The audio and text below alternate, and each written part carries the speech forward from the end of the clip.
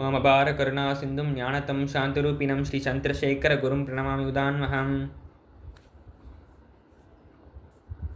மனித வாழ்வு உள்ள வரையில் ஆசை உண்டு, துன்பம் உண்டு, பயம் உண்டு, துவேஷம் உண்டு. இவற்றிலிருந்து விடுபடுவதே மோட்சம். அத்வைத அனுபவத்தால் தான் பாசமும் துன்பமும் பயமும் துவேஷமும் நிவர்த்தியாகி மோட்ச ஆனந்தத்தை இங்கேயே அனுபவிக்க முடியும். நமக்கு அந்நியமாக இன்னொரு வஸ்து உள்ள போதுதான் அதனால் துன்பம், அதனிடம் ஆசை அல்லது பயம், அதன் மீது துவேஷம் இவை உண்டாக முடியும்.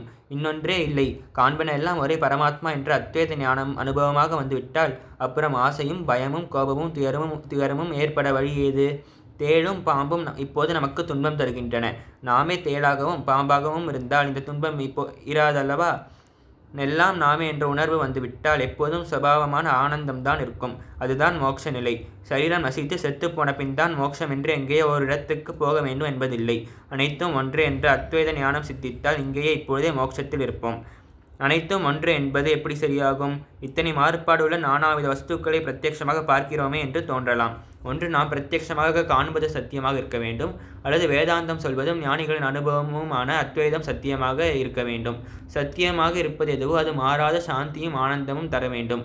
நம் பிரத்யட்ச வாழ்க்கையில் இந்த சாந்தியும் ஆனந்தமும் நிறைவும் இல்லையே. வேதாந்தம் சொல்கிற அத்வைதத்தில் தானே இவை இருக்கின்றன. அதை அனுபவிக்கும் ஞானிகள்தான் மற்ற ஜனங்களுக்கு உள்ள துன்பமும் சஞ்சலமும் இல்லாமல் எப்போதும் சாந்தியாக, எப்போதும் திருப்தியாக, எப்போதும் ஆனந்தமாக நிறைந்திருக்கிறார்கள். இதிலிருந்தே எல்லாம் ஒன்று என்ற அத்வைதமே சத்தியமென்றாகிறதல்லவா? சொப்பனத்தில் எத்தனையோ வஸ்துக்களை பார்க்கிறோமே.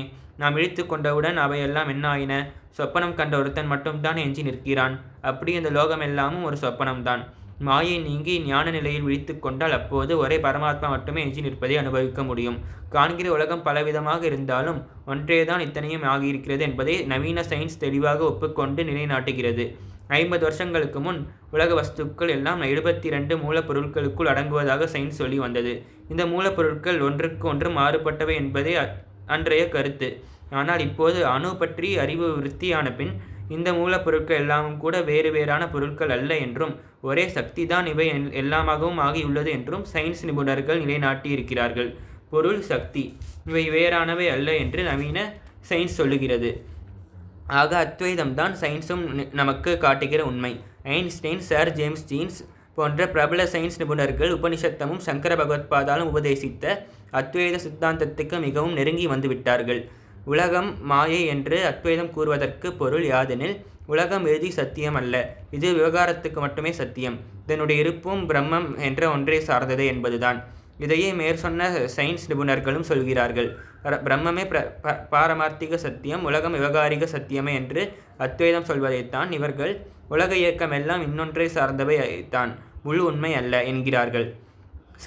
சக்தியும் பொருளும் ஒன்று என்ற பெரிய உண்மையை கண்ட அணுவிஞ்ஞானிகள் அந்த அறிவை கொண்டே அணுகுண்டை கண்டுபிடித்திருக்கிறார்கள் என்பது துக்கமாக இருக்கிறது.